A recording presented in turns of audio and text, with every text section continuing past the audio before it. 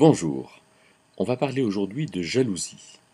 Ce sentiment, cet état d'âme douloureux, pesant, un peu obsédant, euh, qu'on vit, me semble-t-il, tous, hein, on est tous touchés par cela, et un sentiment qui est décrit dans le Cantique des Cantiques, par exemple, au chapitre 8 et au verset 6, quand l'auteur dit «L'amour est fort comme la mort et la jalousie cruelle comme le shéol».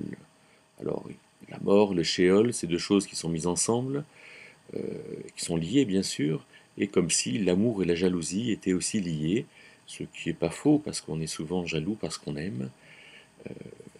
Qu'est-ce que, qu'est-ce qu'il faut penser de la jalousie? Alors, en premier lieu, je propose de réfléchir au fait que, dans le grec du Nouveau Testament, jalousie, c'est zélos, euh, qui a donné aussi le zèle, hein, c'est intéressant. Et ça vient de zéo qui veut dire bouillir. C'est quelque chose qui est puissant en nous, hein, le zèle, et qui bout en nous. Et donc, on pourrait déjà poser ou rappeler le fait que les émotions douloureuses sont des indicateurs. Les émotions, c'est le langage, c'est la partie irrationnelle du langage. Et donc, tout ce que je ressens moi est un indicateur de quelque chose, un langage pour les autres, un langage pour moi, et quelque part, de manière directe, ma jalousie, eh bien, me parle. Euh, alors, quand on est jaloux, qu'est-ce qu'on fait?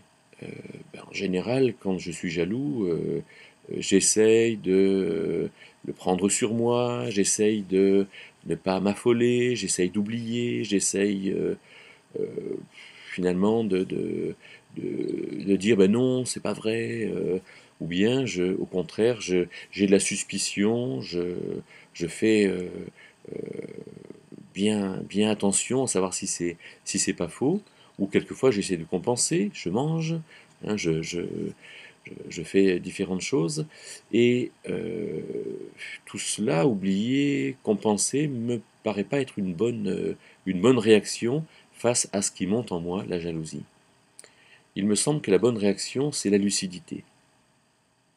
La lucidité de quoi? Eh bien, des circonstances qui provoquent en moi la jalousie.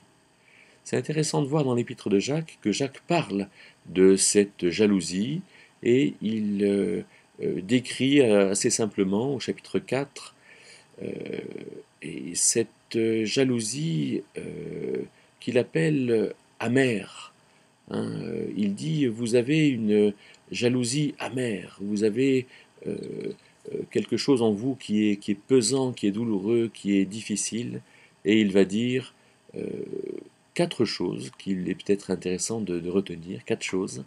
La première, c'est ne vous glorifiez pas. La deuxième, c'est ne mentez pas contre la vérité. La troisième, c'est il y a en vous du désordre. Et la quatrième, il y a chez vous des mauvaises actions.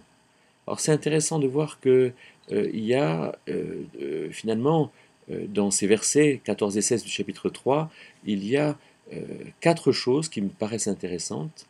Donc deux choses intérieures, ne pas se glorifier, ne pas mentir contre la vérité, et deux choses extérieures qui sont finalement constater le désordre et les mauvaises actions. Alors réfléchissons un peu sur ces deux choses. Euh, la première, ne vous glorifiez pas. Vous êtes jaloux, ne vous glorifiez pas. Tiens, tiens. Vous êtes jaloux, jaloux, ne vous glorifiez pas. Vous êtes en train de vous glorifier, c'est-à-dire de vous donner beaucoup d'importance, et vous comparez l'importance que vous donnez à l'importance qu'ont les autres. Et il dit, ne vous glorifiez pas, c'est-à-dire ne vous donnez pas d'importance. Il aurait peut-être pu dire, ne vous comparez pas aussi. Il dit ne mentez pas contre la vérité, c'est-à-dire que ce qui vous permettra de ne pas donner trop d'importance à l'importance que vous vous donnez, c'est de vous voir en réalité, de voir simplement ce que vous êtes. Et on va prendre un exemple. Si par exemple quelqu'un qui a un conjoint euh, duquel euh, il est jaloux, c'est-à-dire qu'en fait il n'aime pas que les autres regardent le conjoint, s'approchent du conjoint, alors il y a quelque part un sentiment de propriété qui fait qu'on se glorifie et qui fait que, quelque part, on ment.